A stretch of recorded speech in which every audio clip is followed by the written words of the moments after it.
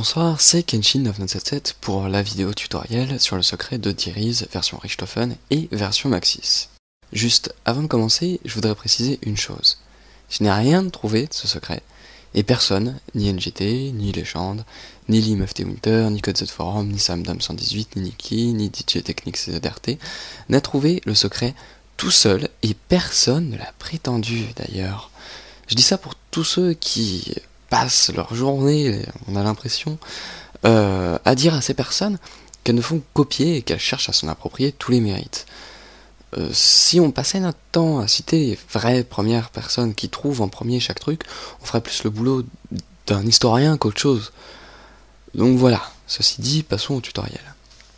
Je vais d'abord commencer par les premières étapes, qui sont communes aux deux secrets, et ensuite vous expliquer successivement chaque voie que vous pouvez choisir en commençant par celle de Richthofen et en finissant par celle de Maxis. A noter que le secret n'est faisable que à 4 et que en mode original.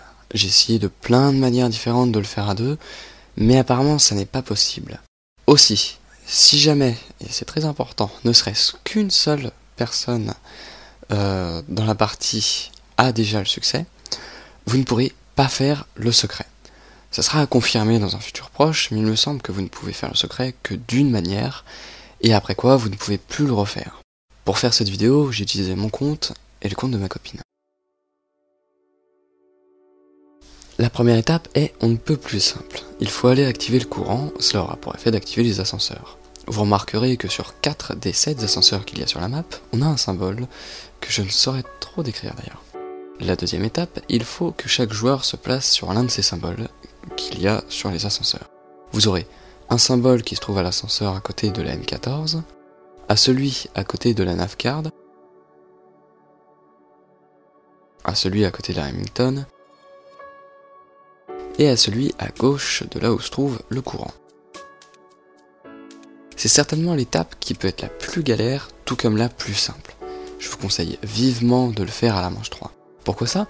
Avant, vous n'avez pas assez de points pour ouvrir les portes, et après, vous serez embêté car le dernier zombie se mettra à courir. Faites attention à ne pas vous faire écraser par l'ascenseur. Si correctement effectué, les symboles se mettront à briller. L'alignement a commencé. Vous êtes sur la bonne voie. Continuez comme ça. À la troisième étape, chaque joueur devra se rendre devant l'un de ces 4 symboles. Vous en avez un à côté de la M14, un autre au niveau des Semtex, un troisième devant le tableau du dragon, et un dernier au niveau du balcon supérieur à la case 74U, pas loin du courant. Vous devez chacun monter dans un ordre qui changera en fonction de la partie sur ces plaques. Si c'est la bonne plaque, elle s'illuminera. Si c'est la mauvaise, toutes celles qui s'étaient allumées s'éteindront. Trouvez l'ordre par vous-même et je vous assure que c'est vraiment pas compliqué. Si correctement effectué, tous les symboles devraient briller. Cherchez des objets en acier. Avec les outils appropriés, leurs champs d'énergie peuvent être manipulés. Nous sommes maintenant à la 4e étape. Allez acheter la SVU qui se trouve sur le mur près du spawn. Tirez avec sur les 2 boules, chaque boule se trouve dans la gueule d'un des dragons. Et dorénavant, ces boules se trouveront sous les pattes des 2 chiens au niveau de la première porte du spawn. A partir de là, vous devrez choisir si c'est la voie de Maxis ou celle de Richthofen que vous voulez emprunter. A savoir qu'à partir de cette étape, vous ne pouvez pas revenir en arrière. Vous êtes trop dark, vous avez choisi d'obéir à Richthofen. Dans ce cas, vous allez devoir créer l'arme spéciale. Si vous ne savez pas comment la créer, je vous envoie vers la vidéo qui s'affiche maintenant en haut de l'écran.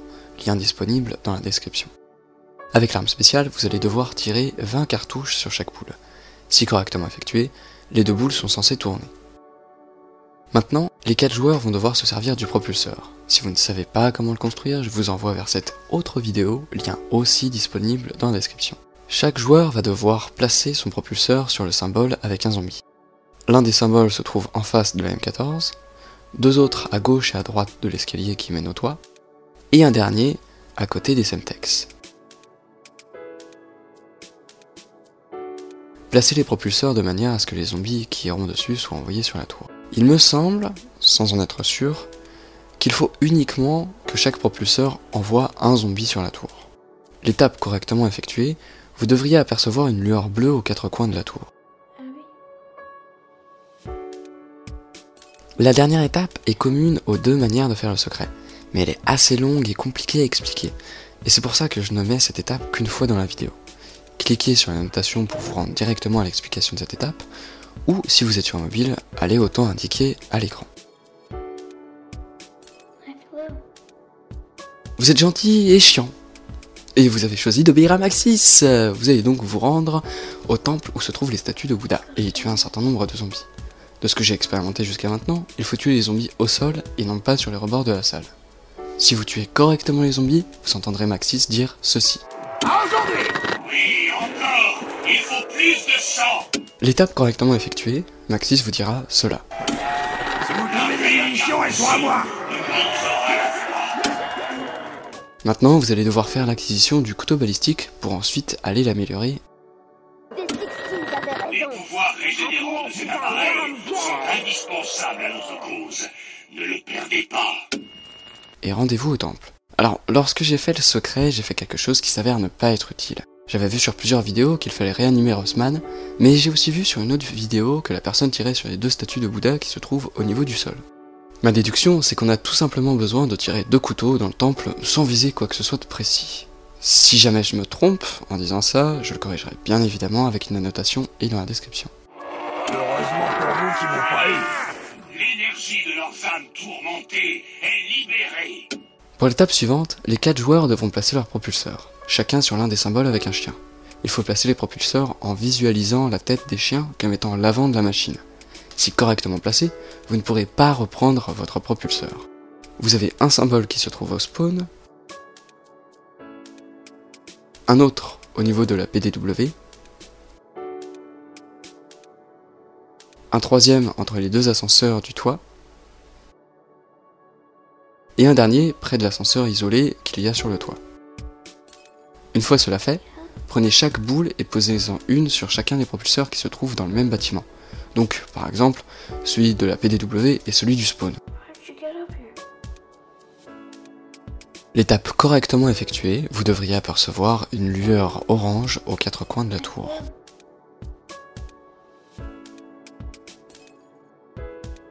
La dernière étape est commune aux 2 manières de faire le secret.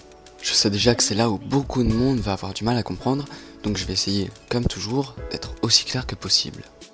Vous devez déjà acquérir le point taser. Avec celui-ci, vous allez devoir frapper les 4 coins de la tour dans un ordre bien précis. Si jamais vous ratez, vous ne pourrez recommencer qu'à partir de la prochaine manche. Pour connaître cet ordre, qui change selon la partie, vous allez devoir trouver 8 pièces de Mahjong, le Mahjong étant un jeu chinois, qui vont former un code vous donnant l'ordre dans lequel il faut frapper chaque coin. Sur les 8 pièces, 4 sont des indications de direction, nord, sud, est, ouest, 4 autres, des indications d'ordre, 1, 2, 3, 4. À l'écran, vous voyez à quelle direction correspond chaque symbole et à quel nombre correspond chaque symbole. Les pièces de direction et d'ordre sont liées par des couleurs qui sont rouge, vert, bleu et noir. Alors pour savoir à quel côté se réfère quelle direction, ce n'est pas compliqué. Il faut juste savoir que la pièce qui se trouve sur la tour est toujours la pièce de direction nord et se trouve au nord. De là, vous déduisez les autres positions. Vous voyez à l'écran quel côté de la tour correspond à chaque position. Je vais vous donner un petit exemple. Si ma pièce nord est rouge, et que je trouve une pièce d'ordre de rouge, alors il faudra que je frappe le côté nord avec le taser en deuxième. Il y a 11 emplacements possibles de connus, où vous pourrez trouver les 8 pièces de Mahjong. Sur le bureau au spawn, en bas à gauche de l'escalator du spawn, sur l'escalier détruit à côté de la PDW, sur un coussin près de la cage d'ascenseur d'où on saute, sur l'une des plateformes lorsqu'on descend,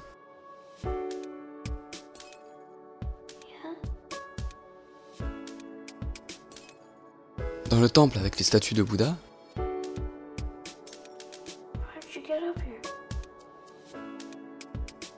vers la case 74U, avancez, tournez à droite, puis à gauche, et vous la verrez sur une étagère.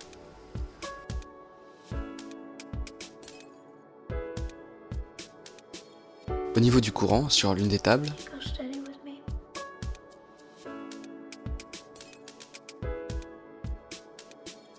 dans le haut du bâtiment, sur une sorte de meuble de cuisine, sur la tour radio, et enfin dans une petite maison sur laquelle on trouve la Semtex sur une chaise.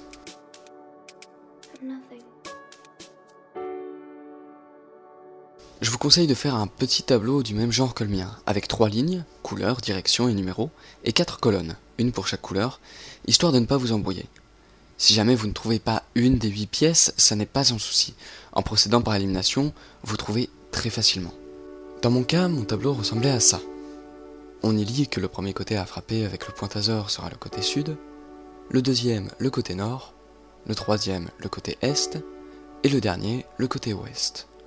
Pour traduire chaque signe en direction, et chaque direction en côté, je vous conseille d'avoir sous les yeux l'image qu'il y a dans la description qui montre quelle direction est associée à chaque signe, et quel côté est associé à chaque direction.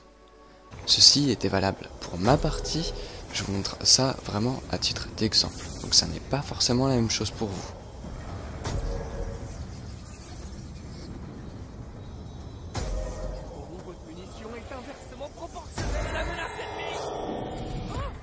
Si correctement exécuté, vous devriez obtenir le succès. Tous les joueurs obtiennent ainsi les 6 atouts, mais ne les conservent pas s'ils meurent. J'espère que ce tuto vous aura plu et que vous l'aurez compris surtout. Allez, à la prochaine.